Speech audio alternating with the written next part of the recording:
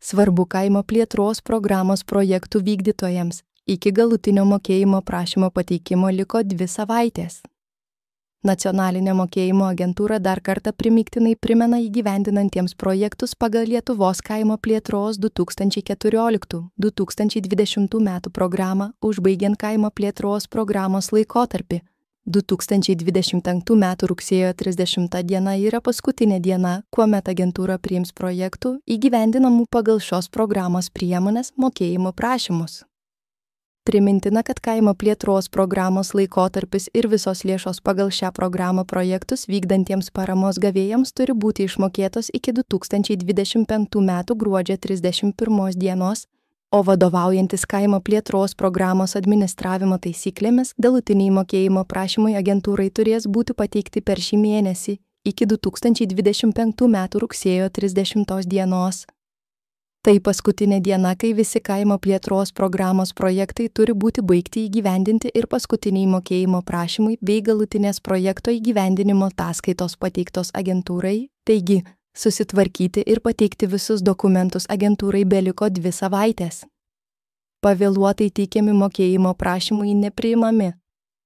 Atkreiptinas dėmesys, jog pavėluotai, tai yra vėliau nei 2025 metų rugsėjo 30 diena, mokėjimo prašymo pateikti nebus galima. Po šio termino teisės aktuose esanti nuostata, leidžianti pavėluotai pateikti mokėjimo prašymą už vėlavimą taikant sankcijas, negalioja. Svarbu žinoti vykdantiems pirkimus.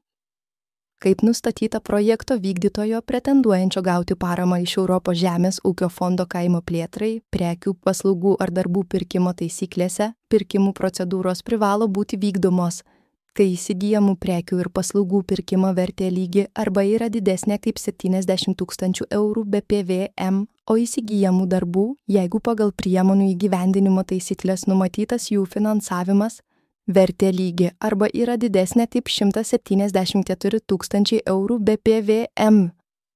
Prekių, kurių vertė neviršija nustatytų sumų, įsigijimą patvirtinti agentūrai pakanka pateikti išlaidų pagrindimo ir apmokėjimo dokumentus.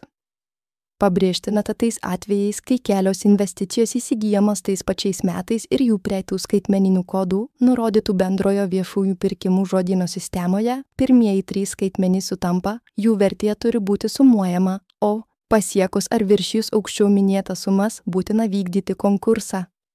Mokėjimo prašymų teikimo tvarka. Mokėjimo prašymui nacionaliniai mokėjimo agentūrai turi būti teikiami užpildžius elektroninę formą Žemės ūkio ministerijos informacinės sistemos internetinėme portale adresu www.zumis.lt.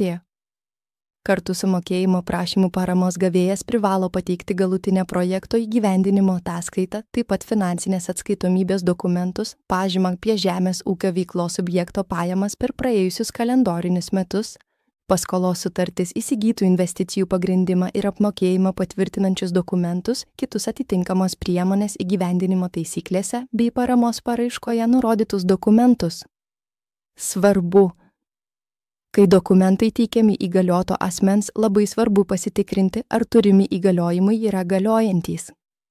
Primintina, jog pareiškėjo suteiktas įgaliojimas agentūrai turi būti pateiktas per Žemės ūkio ministerijos informacinę sistemą arba pasirašytas kvalifikuotų elektroniniu parašu elektroniniu paštu dokumentai @enema.lt, likus ne mažiau nei 3 darbo dienoms iki paramos sutartyje ar paraiškoje numatyto mokėjimo prašymo pateikimo termino. Įgaliojimo dokumentas turi būti skenuotas PDF formatu. Nacionalinė mokėjimo agentūra ragina projektų vykdytojus atsakingai suplanuoti darbus, įgyvendinti projektus ir esant galimybei teikti mokėjimo prašymus kuo anksčiau. Taip agentūra galės laiku įvertinti pateiktus dokumentus ir parama projektų vykdytojams bus išmokėta greičiau.